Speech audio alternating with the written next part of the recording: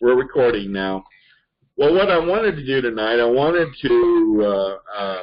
the purpose of this is to talk about making the recruitment calls that region captains are responsible for making as one of their main duties each month. And specifically, we're talking about the calling the new volunteers that have entered your region in the past month, and our objective is to reach out to those new volunteers with a phone call. And now George will have already emailed them in the follow-up tool, but the region captains now, we want you to call these volunteers, and as I said, call them as soon as you see them hit your dashboard, and try to make contact with them. Now, I've asked Gary Harbaugh and George to set in on this call this evening, and like I said, we are recording it, so hopefully we can use it for future region captains that come in. But I've asked George and Gary to join in on the call because I know they have had experience at making these calls in the past. And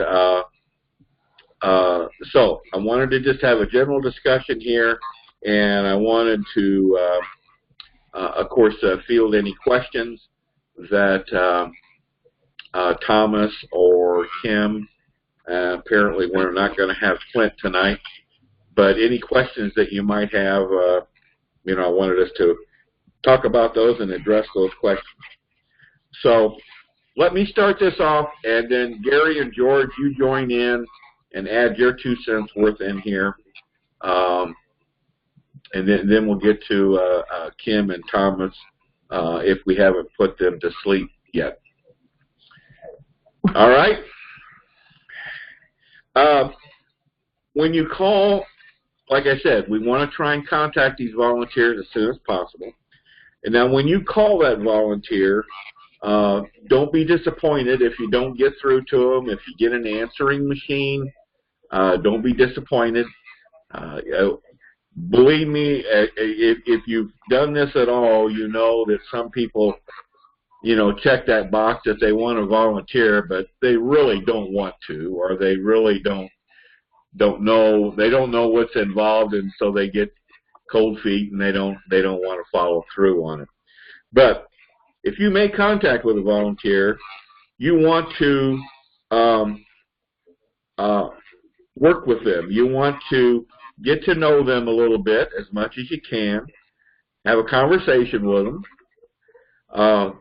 Find out what they did. Are they retired? What did they do when they worked? Are they working full-time? What do they do? What kind of skills might they have? What kind of interest might they have? And then direct them to the website. Direct them to the conventionestates.com website. Tell them to click on the menu selection, Take Action, and to look and review the different positions that we have, okay? And if there's any position there that is of interest to them, tell them to go ahead and make application, and someone will be in contact with them, and that they're not obligated in any way if they make application. So you want to get them to go to the website and look at the different positions. Now, obviously, we're kind of looking for DC district captains here.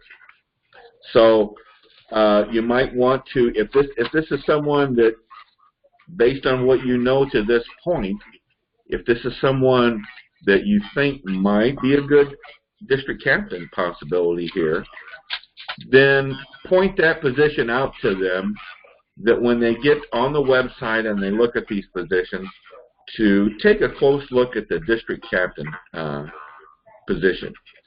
And they're going to, of course, they're going to say, well, what does a district captain do? Well, and when I get that question, I don't go into a real long explanation here. I basically say district captain has three main responsibilities. The legislators, be in contact with their legislators, grow the grassroots, and I get into self-governance, which includes education, meetings, and educating the people in their district and the public about Article 5 of the Constitution and what we're all about. So they may have some more questions. Well, how much time does this take? Blah blah blah. So you know that again, you're having a conversation with them. And then you might also mention that there are other things, a couple other things involved. There's technology involved, and if they want to know what, talk about Citizen Builder, talk about Slack, conference calls, free conference call, but also mention that there's training involved and that there will be a training program available for them here at the state level. Should last about a month, month and a half if they really get with it. And then, most importantly, follow up. Follow up. Whatever if they want to think about it, which they probably will, then set a time for you to get back with them, because this is an opportune time to lose them. So you want to be sure to set a time to follow up with them. Well, that's my 2 cents worth. Okay, Gary, George, you want to add anything to that? Well, I missed part. This is George. I missed part because I keep getting kicked out for low bandwidth. Am I coming across okay? That's why I killed my camera, too. Yeah, you're coming across okay. Okay. I don't know. I just try to make the phone calls personable. I kind of pick their brain. I let them talk. It's an excellent idea to be a good listener when you call.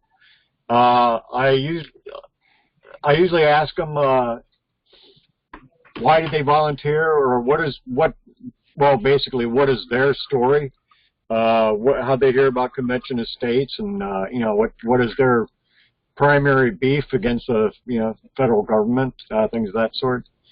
When I tell them about what a district captain does, because of course that they ask, well, what's a district captain do? Yeah. I tell them there's 2, maybe 3 areas. Basically, it's Indiana's a passed state already. I tell them we passed in 2016, and now we've changed our focus to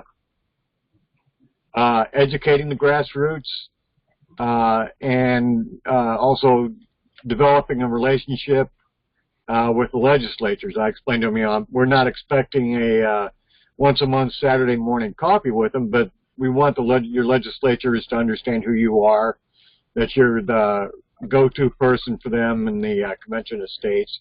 And I always emphasize that, they're not out there alone. We're all here to back up our district captains.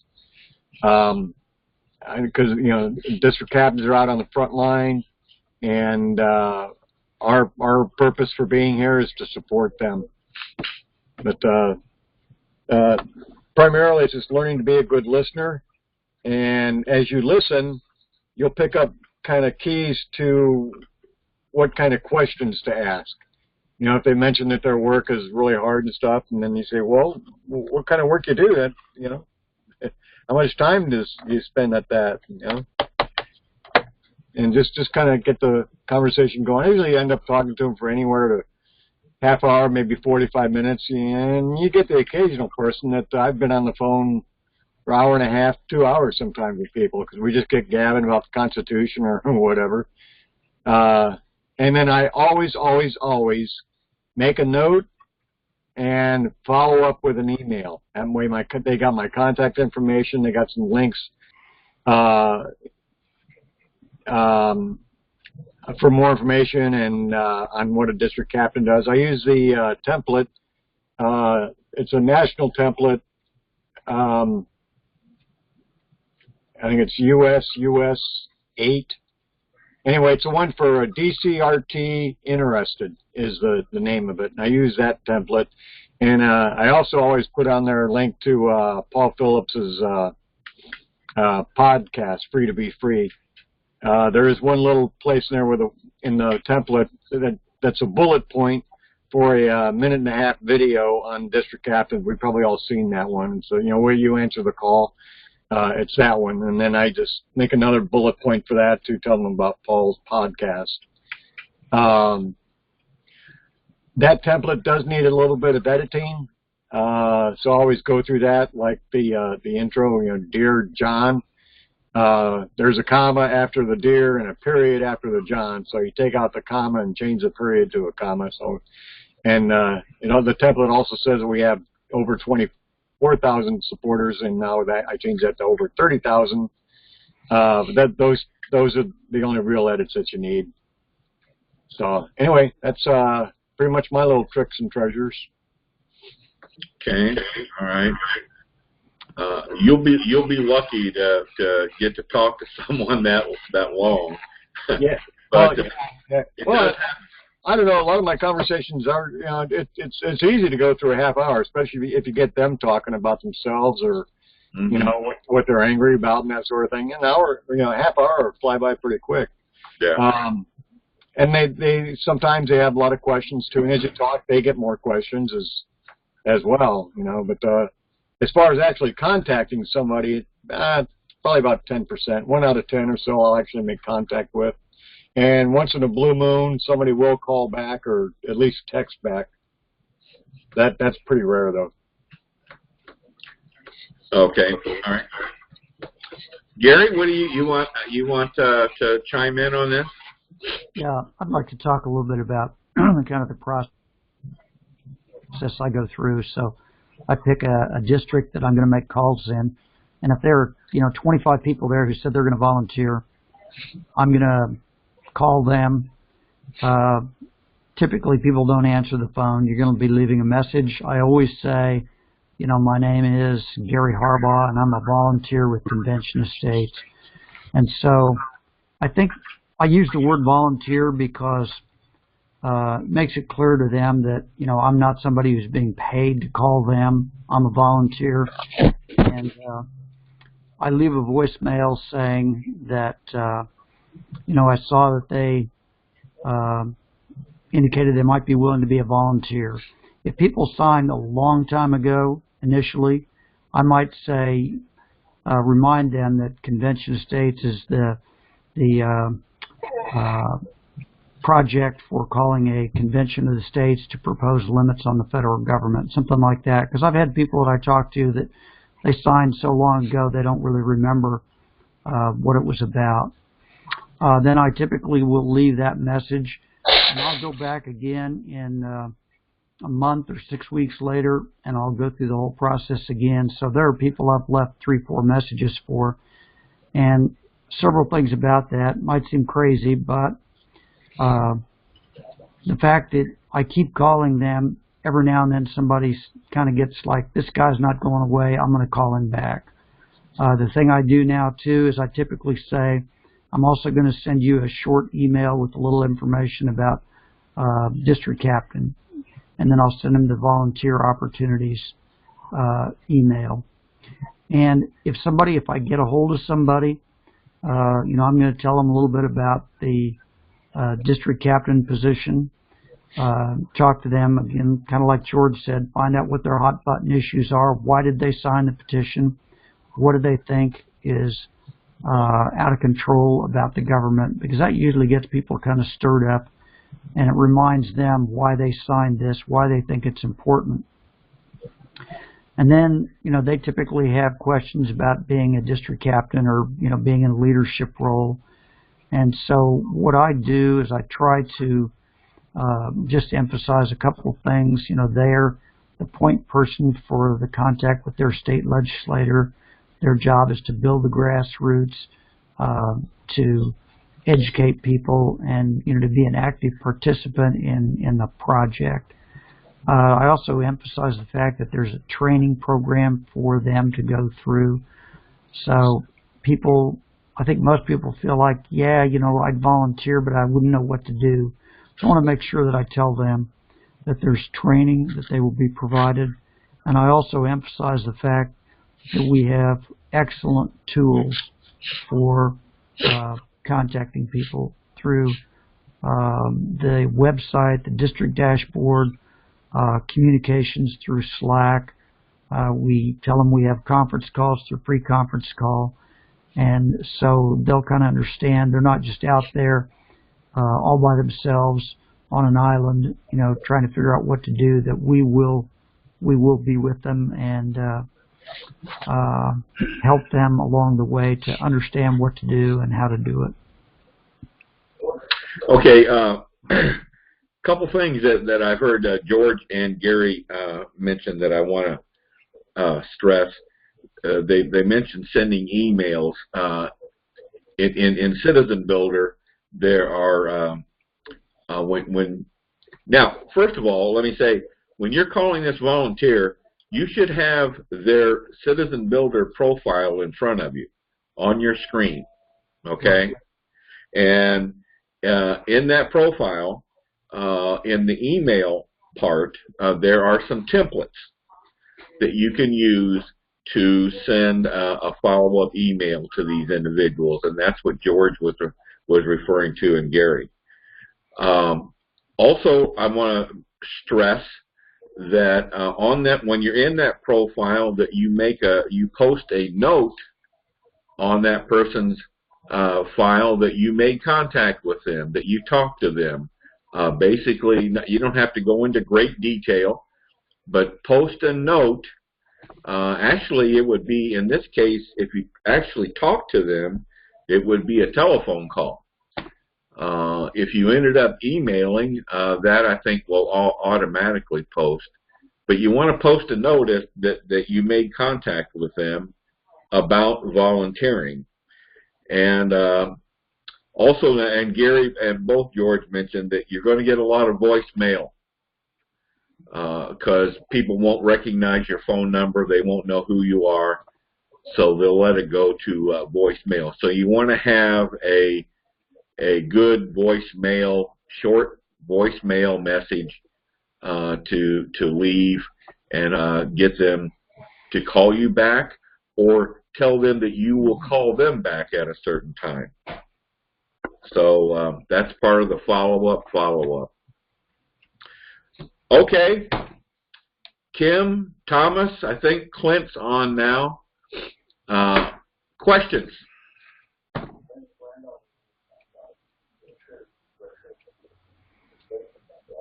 That's straightforward. Okay. All right.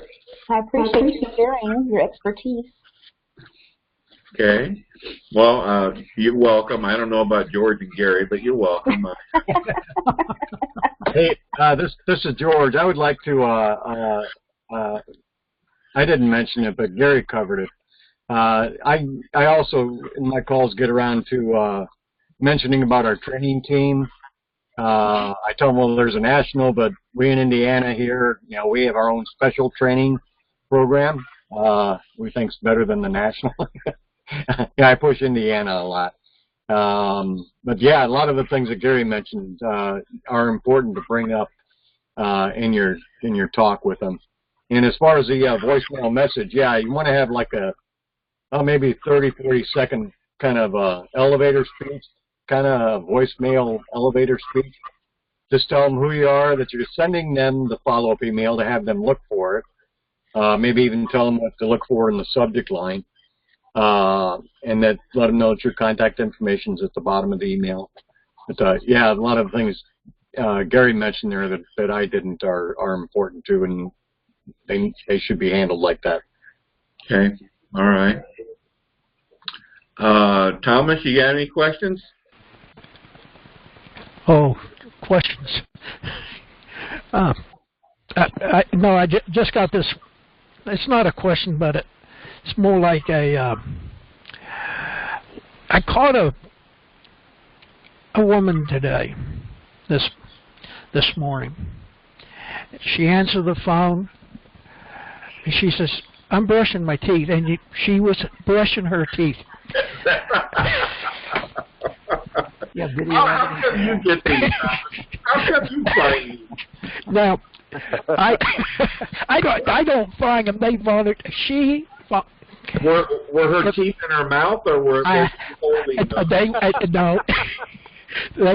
They were in her mouth because Okay. she could hardly speak, and she wanted to continue the phone call, and she forgot that she had volunteered. Yeah, She forgot that she had volunteered for the Convention of States. It was only 3 days ago. And you're gonna get the individual that says Convention of States. Now, what's that about? She asked that. Now, it's one of those real good, I think, lessons when people, I guess, when I run into different things that nobody else has ran into. And tell everybody just briefly here. Tell everybody about Matilda. Oh, Matilda, her last name's Porter. She joined Convention of States. She volunteered. She left a phone number. I called that twice. And one time, the first time what is this? It must be a business. I called back today. It's not. It's sort of a business. It's a translator. It's for the deaf. She's deaf, and they told me that, well, you can leave a message. We'll sign it out. And so I left a message, and I said, Matilda, will you please read your email? Because by her record, George sent her an email that's never been opened. I've sent her emails that never been opened. I sent her another one today, explained who I am, just like a little introductory little letter.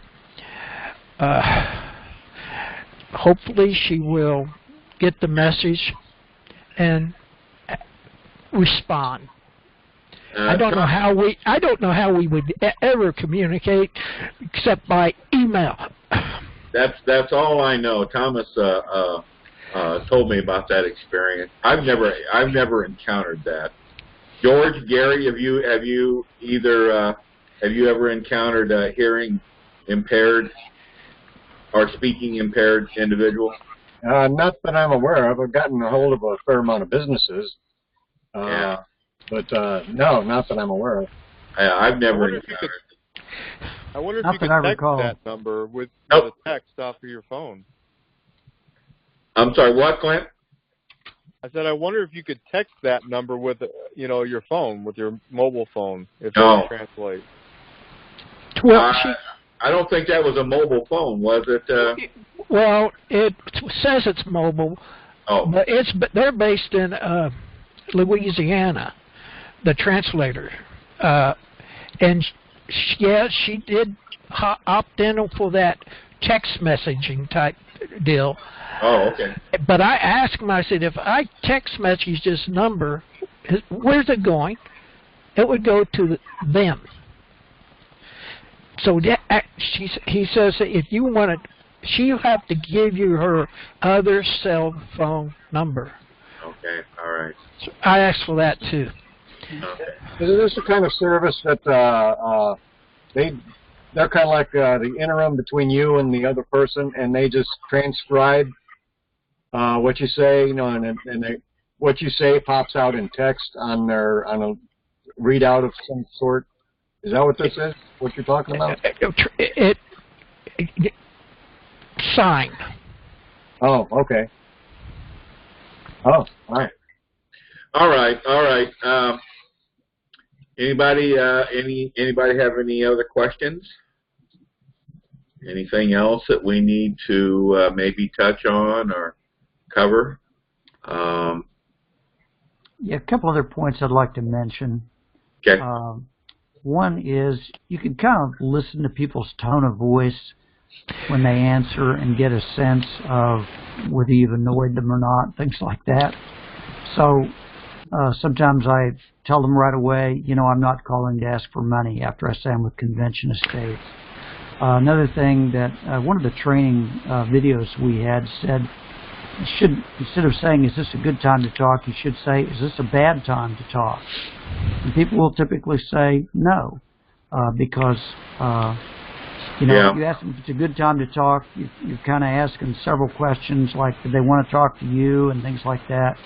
And once they've said no, they've kind of given you permission to go ahead.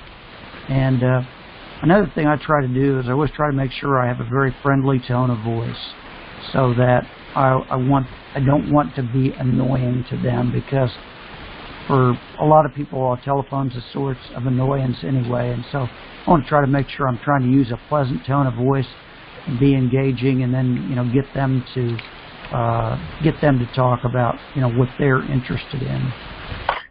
Now, since we're calling now, we're trying to call volunteers that have very recently signed a petition and indicated they have an interest in volunteering. So, by and large, when you say who you are from Convention of States, that ought to ring a bell with them. It's not going to in every case. I know we've all experienced that, but that ought to ring a bell with them, and that ought to, I think, kind of open the door for you to talk a little further, as opposed to a telemarketer or someone that they have absolutely no idea what organization this person is calling for. So you ought to be able to get off on the right foot if they have any interest in talking about it at all. Mm-hmm. So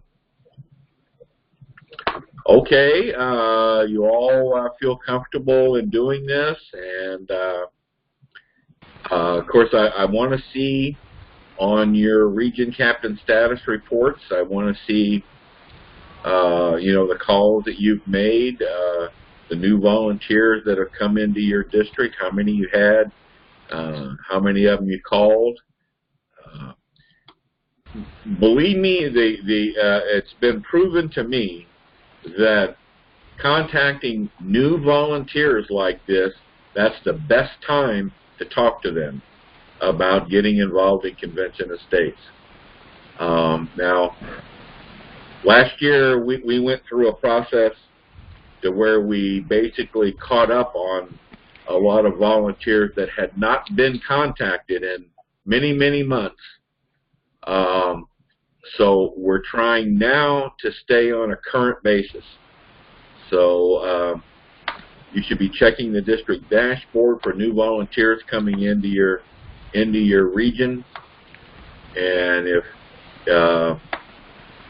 they're coming into a district without a district captain, then you need to contact them. If they're coming into a district where you have a district captain, that district captain needs to be contacting them. So everybody understand now what we're talking about? Yes, sir. Okay. Just okay. one. Go ahead, Tom. You said something in the beginning about George does his process, and you have to wait until George does his process, and the people come out with the follow-up tool. But I have seen these people just get dumped right into the dashboard, and when you go into their record, you probably will see there is no completed follow-up. There should be if George has sent all George is doing is sending an email. Yes, that's all he's doing. But I'm saying is that when they get entered into the follow-up tool, they also are entered into the dashboard. Yeah, I think that is true. Is that right, George? First I've heard of this. I thought they were kind of like locked up in the follow-up tool until they were completed. You know, and, it makes a system note in their personal profile page that they completed follow-up tool. Yeah, but I think this question has come up before, and I'm thinking we need to find an answer to that. I'm thinking with the new citizen. Did you get an answer, Thomas? I have. Well, this is what I've seen in the recent months, and this is what I saw last year, is that I have actually went into the dashboard, seen these new people, and have actually contacted them before George even gets to see them. And this is why I bring that one subject up. There's records of me contacting them, and then George emails them. Well, it's just. Yeah, I think I had a couple like that too. Really? So much stepping on your toes there or something? With the expected large influx of people, I guess starting next week that we're supposed to get, I've been doing the follow-up tool, cleaning it out once a day. I've done that every day this week. I want to get in the habit of that. Otherwise, I get stuck doing 150, 200 at a time. It's a lot easier to do 40 or 50 and being done for the day. So that this problem should be minimized at least. Unless you're constantly looking at your dashboard. Oh, gee whiz. Well, they are. I know they are. I know they're doing it. Maybe multiple times a day they're looking on there. But we ought to find out about that. I guess I could see if George didn't get if they are hitting in both places, and I'm thinking they are. Because I know this has come up before, but if George gets behind a few days, it's very possible that the region captain could be contacting the volunteer before George even contacts them. Which I don't know that's probably not that big a deal anyway, really. Yeah, because anymore the only people I contact are people in districts that do not have a region captain or a district captain. So the districts that I'm well, no, that's not true. That's the volunteer calls. Right, right. That doesn't apply here. Never mind. Erase that. All right. Okay, Thomas, I'll get an answer for you on that. But I would say right now, don't worry about it. Go ahead and call them. All right, guys? Hey, Dale? Yeah? You had mentioned to me about, Rachel turning over training to us of district captains. How's that going to roll out? Well, we don't know yet. I'm sure you all probably know now. I know most of you do. Kim, were you aware of this, that Rachel resigned? No. Yeah. We posted that on the general channel a couple of days ago. Rachel resigned. So we're now kind of in a we're trying to work this out, and we haven't got it all put together yet, Clint. But I hopefully will get something out to all of you next week. But Paul is out of the country this week. He's in Haiti and not on vacation.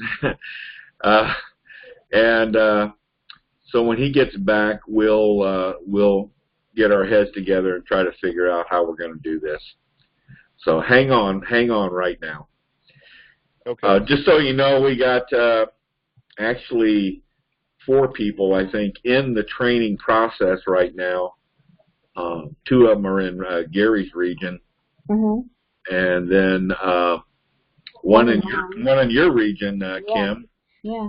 We've already talked to him, and one in I think it's region 8 or 9. I've talked to him today, and we just asked him to hold on, and we'll get back to them shortly once we regroup here and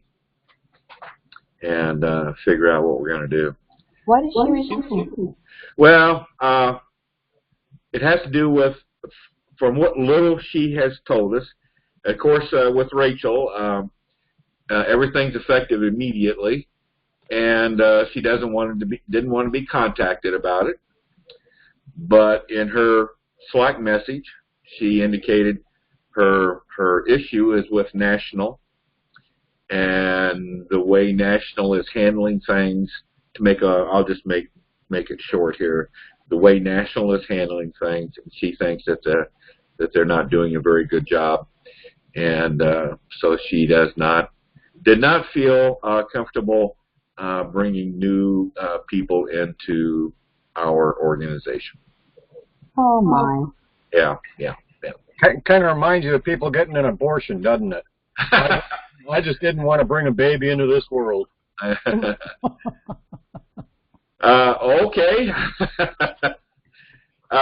So anyway, sorry, I thought all of you knew that, but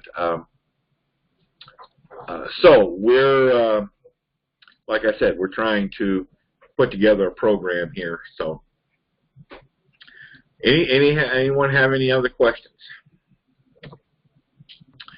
All right, I did record this tonight, so we'll make this available to everyone if you want to listen to it again, and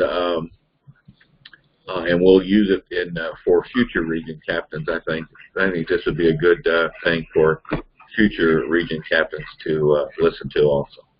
So, can I make a quick recap, or is that what you're going to say? No, go ahead. Okay. Don't let this freak you out. We've talked about a lot of little tidbits of information, kind of do's and don'ts kind of stuff, but you're on the other end of a phone line. It's not like they're going to reach through the phone line and grab you by the neck or anything, you know. But there's really nothing to be afraid of. I mean, you know, we always run into people that